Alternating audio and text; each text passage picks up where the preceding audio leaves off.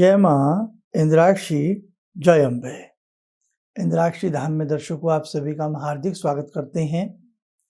आइए इस विशेष अंक में हम बात करते हैं करक चतुर्थी के बारे में, करवा चौथ के बारे में। बहुत ही पुनीत, पावन और पवित्र ये अपने आप में तीज है, पर्व है, व्रत है। महिलाएं अपने पति की दीर्घायु के लिए, स्वास्थ्य की कामना के लिए, संवर्धन के लिए ये विशेष प्रकार का उपवास करती हैं। हर वर्ष कार्तिक मास की कृष्ण पक्ष की चतुर्थी को ये व्रत किया जाता है।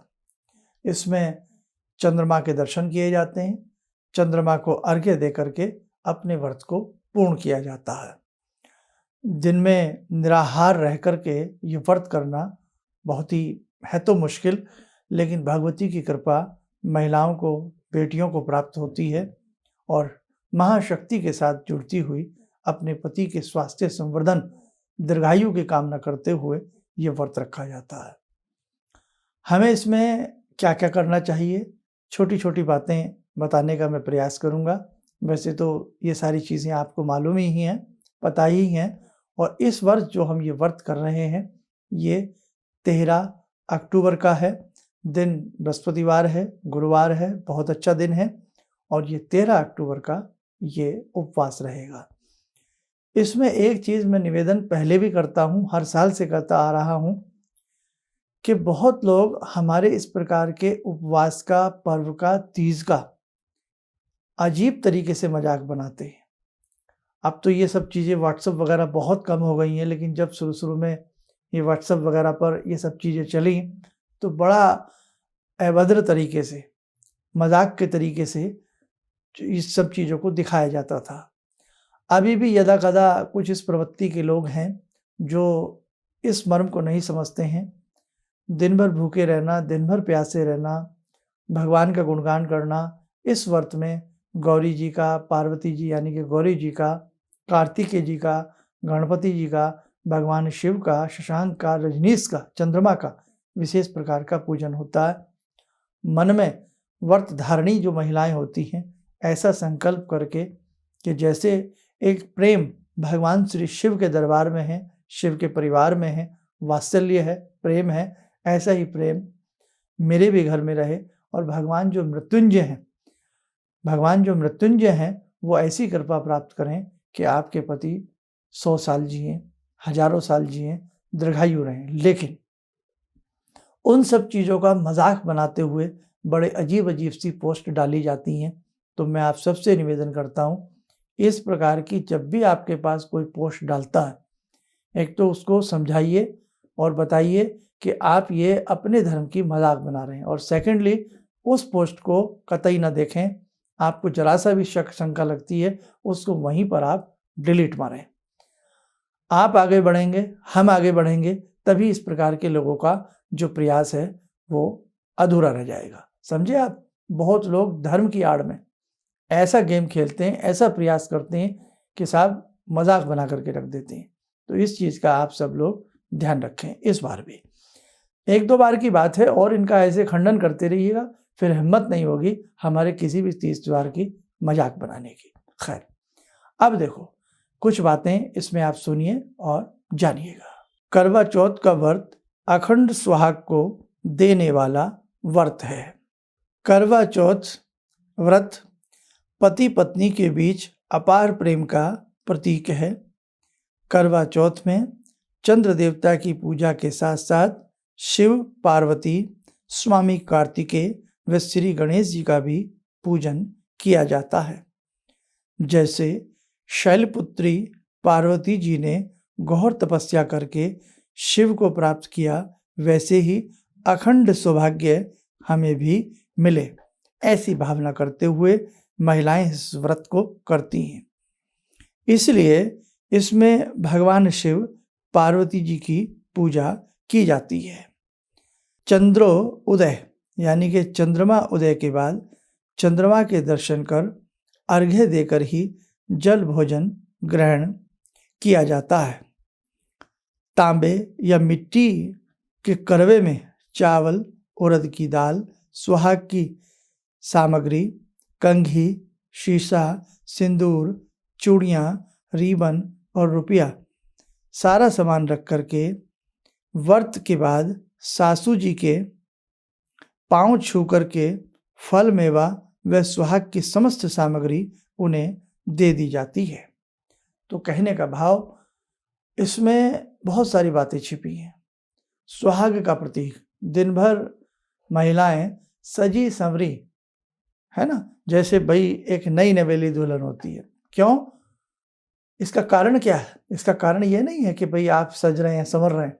इसका कारण है ऐसा ही रूप, ऐसा ही यौवन, ऐसा ही सौभाग्य, ऐसा ही अटल सौभाग्य का वरदान मुझे भगवान से प्राप्त हो और इसी प्रकार से मेरे घर में मंगल कार्य होते रहें, मेरे पति की आयु दीर्घायु हो, स्वास्थ्य संवर्धन हो, इसी कामना के साथ मुझे अखंड सौभाग्य की प्राप्ति हो।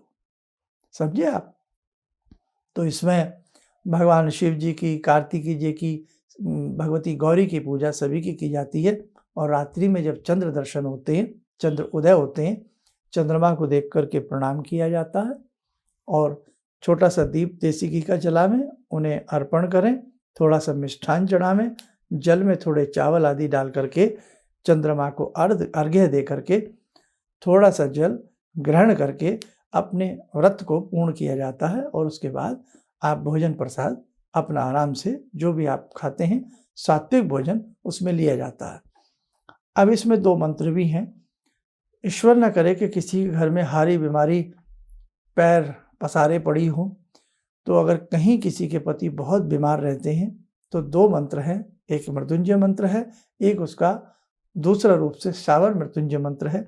आपको मैं दोनों ही लिखवा देता हूँ, आप लोग लिख लीजिए। लिखें। ओम त्र्यंबकम यजामहे सुगंधिम पुष्टिवर्धनम उर्वारुकमिव बंधनान मृत्योर्मोक्ष्य मामृतात्। ये एक मंत्र हुआ, भगवान शिव का मंत्र है, सबको करीब करीब याद है। इसका एक लघु रूप भी है, वो वैसे ही सुन लीजिएगा। अभी दूसरा मंत्र लिखवाऊंगा। एक इसका लघु रूप है, लिखें ओम जुम सह। लिखिए, मैं बोल रहा हूं आपको। ओम जुम सह, सह जुम ओम। एक बार सीधा, एक बार उल्टा। ओम जुम सह, सह जुम ओम। ठीक है, ये मंत्र है। ये लघु मृत्युंजय है। करवा चौथ के दिन, करक चतुर्थी के दिन इस मंत्र को की माला, 5 माला भगवान शिव जी का ध्यान करके, भगवान शिव को धूप दीप फल फूल आदि चढ़ा करके 5 माला इस मंत्र की करिए। और हर सोमवार फिर इस मंत्र की 5 माला करते रहिए। मुझे पूर्ण विश्वास है, अगर किसी के घर में पति बीमार हैं, अस्वस्थ रहते हैं, तो ईश्वर की कृपा जरूर बनेगी। और यदि आप स्वयं भी रोगिणी रहती हैं, बीमार रहती हैं, तो रोगों के लिए ये लघु मृत्युंजय मंत्र बहुत अच्छा है। और एक मंत्र तो ऐसा है जिसमें पति का नाम ही आ जाता है, वो मंत्र भी आप नोट करें, लिखें। ओम नमो परमात्मने परब्रह्म मम पतिश्य शरीरम पाहि पाहि कुरु कुरु स्वाहा। बहुत अच्छा, भगवान शिव का ये मंत्र है। तो इसमें पति का नाम आ गया है। और पति भी पत्नी के लिए इस मंत्र को पढ़ सकते हैं। जहां लिखा ना मम पतिस्य, वहां लिख सकते हो मम पत्निस्य शरीरे पाहि पाहि कुरु कुरु स्वाहा।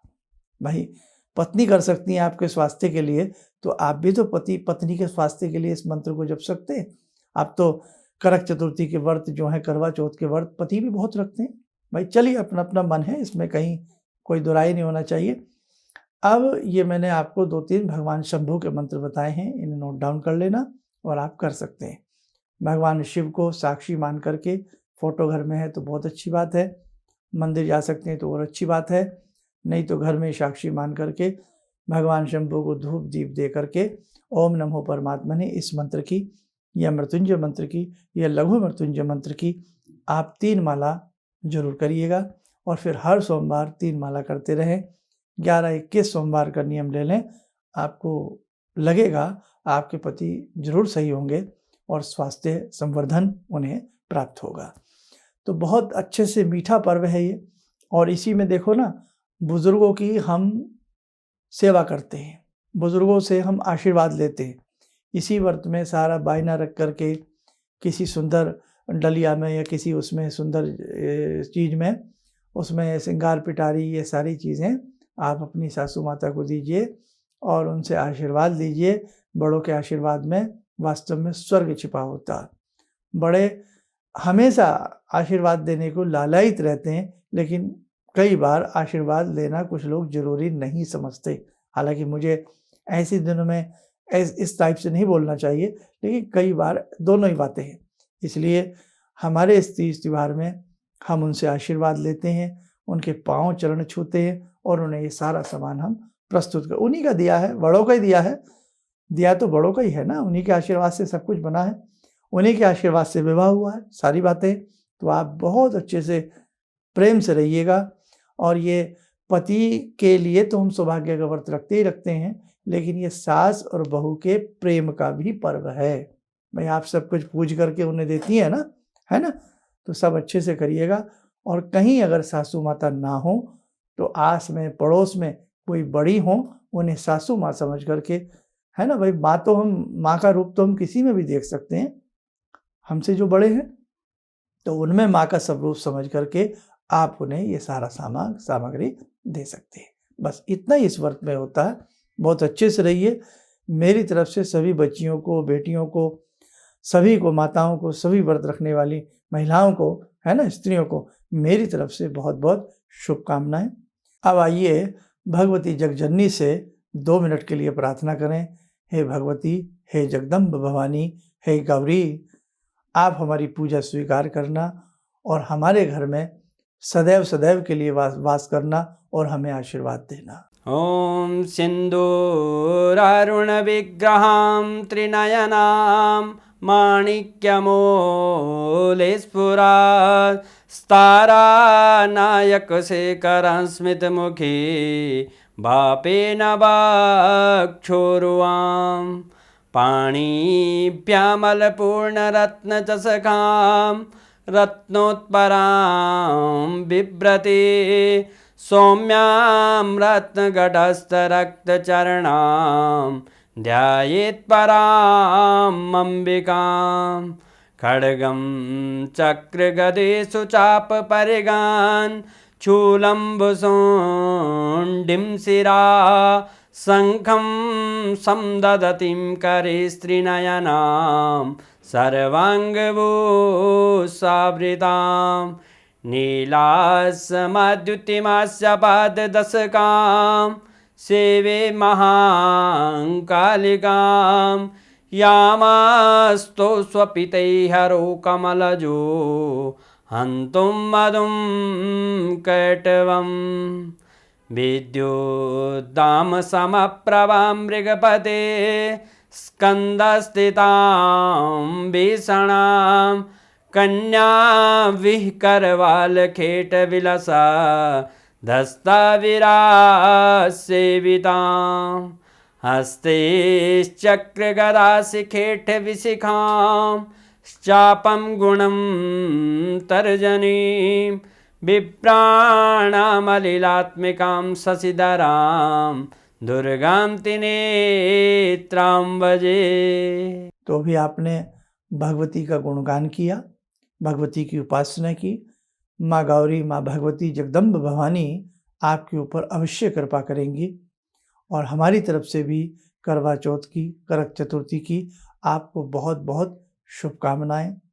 आप स्वस्थ रहें, सुखी रहें, आपके मंगल कार्य भगवती की कृपा से सदैव पूर्ण होते रहें।